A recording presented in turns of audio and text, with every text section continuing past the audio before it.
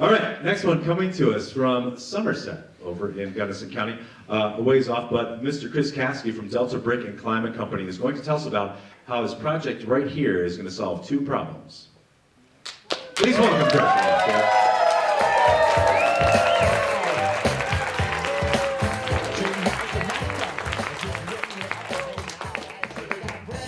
Are we on? How are we doing? Yeah, great. Thank you all for being here. As we said, I'm Chris Caskey. This is Delta Brick and Climate Company, and I'm a scientist, entrepreneur, and outdoors person by background, and I am a proponent of ice and snow. For that reason, it's snowing this year. So I got into science because I wanted to solve energy problems to help protect the landscapes that I care about. I did my graduate work at National Renewable Energy Lab. This is a device that makes research-scale solar panels, and I spent some time as a research professor at Colorado School of Mines working on turning carbon dioxide into rocks as a carbon capture and storage method, and it sort of worked. But I, as a scientist, have to show you at least one graph, and this is our fossil fuel and net CO2 emissions throughout time. This is about where we are, and this is where we're going, and that's unacceptable.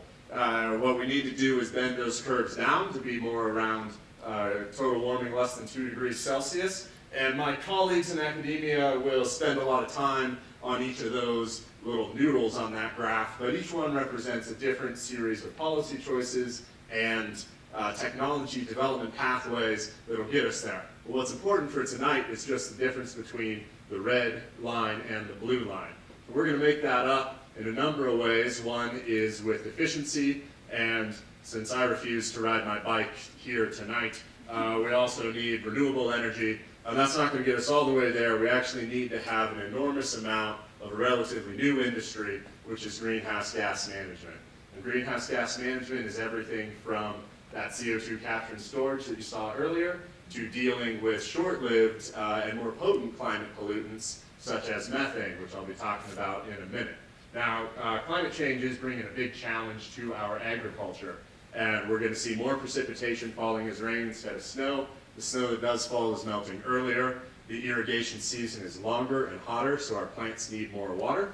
And the results of all of that is that we need more water storage. We need reservoirs high in the mountains that simulate snowpack, essentially.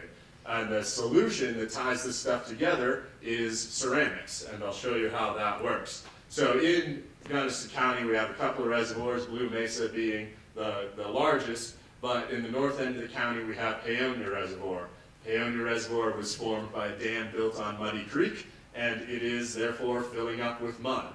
They've lost a large fraction of their storage so far, and you can see the sediment from space in that photo. And ceramics are simply clay plus heat. So that is our clay resource, and we can take a closer look at that. When they built this in the 50s and early 60s, this is the outlet works, which is the drain at the bottom of the bathtub. The dam is out of sight over here and extends much higher. And there is a person for scale. If you draw down the reservoir now, this is what you get. There's 70 feet of mud clogging that outlet works. That's the same device, that's the same structure there. But this mud is all high quality clay. And the reason we know that is because I took a whole bunch of it out to the National Brick Research Center, which I was pleased to discover is a real place. And they have all the relevant expertise. And I said, here's my bag of mud, what do you guys think? And we made some high quality brick and tile out of that. So that's great news. That's our clay resource. We need a heat resource.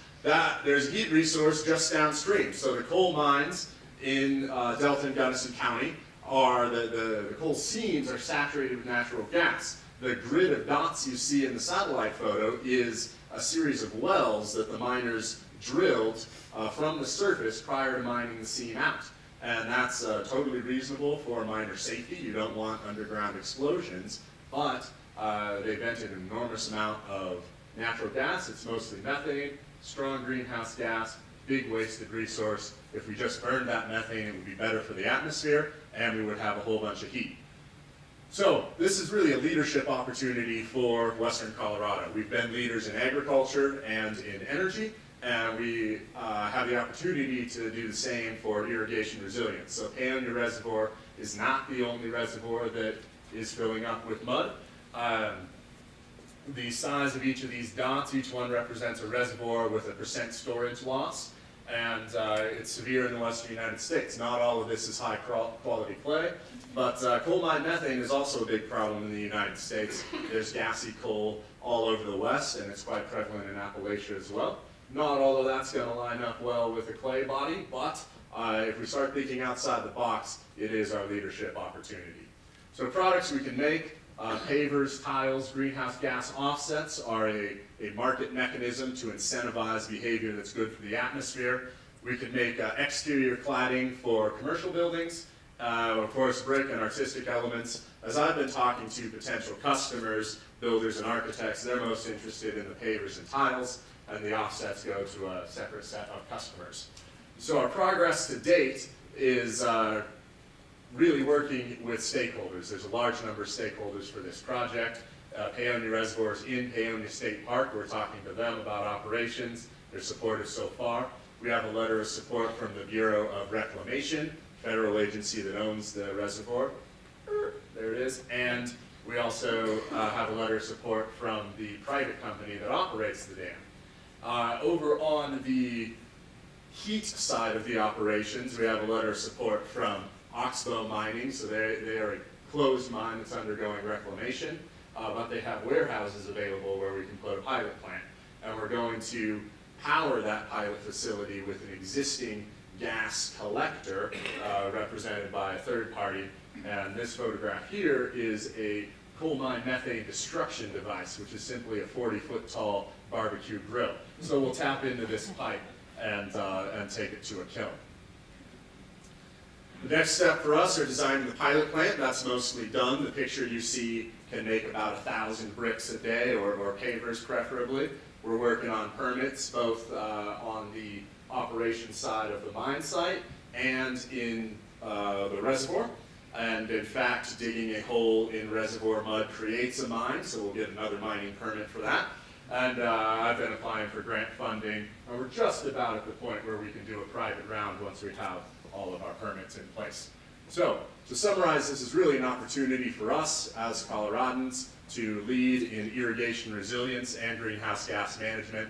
We proved the concept out at National Brick Research Lab, and we're working on funding and partners.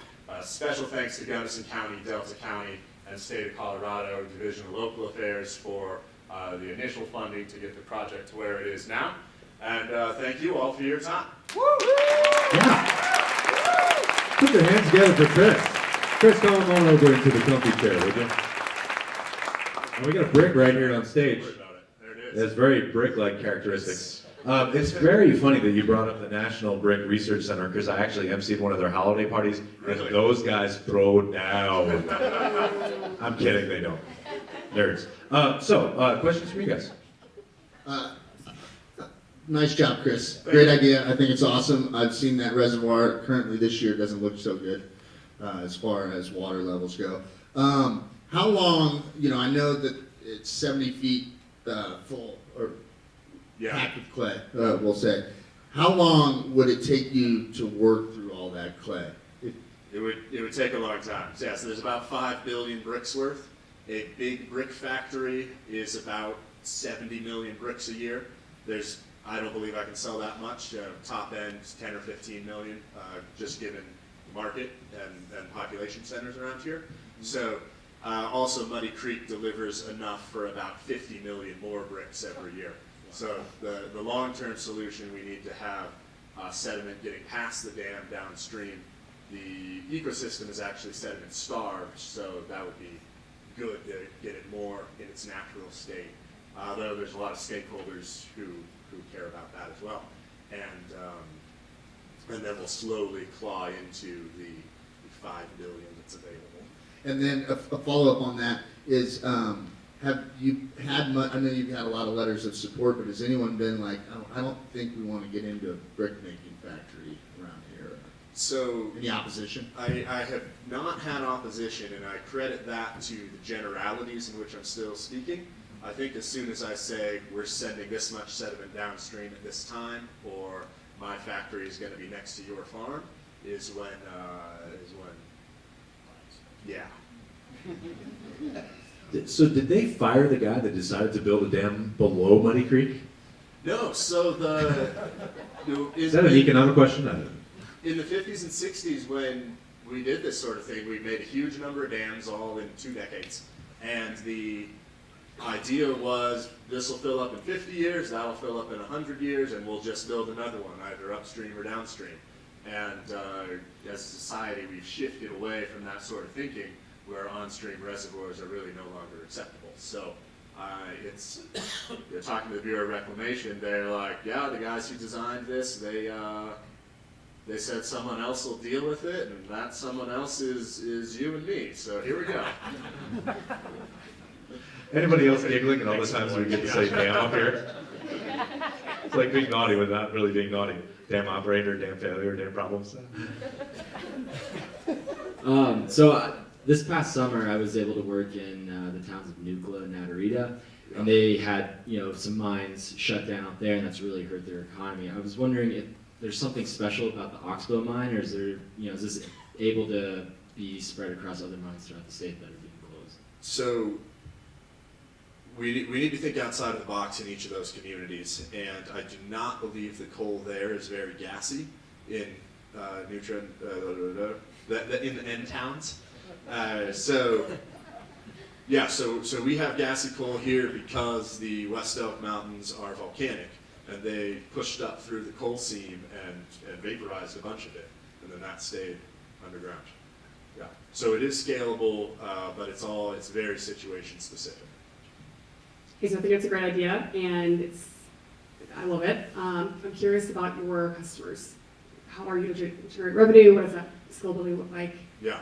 So you have a bit of a three-sided sales question, because the project owner is going to be the person calling the shots overall, but they're less involved in the design process. The architects are the designers, and architects love this idea.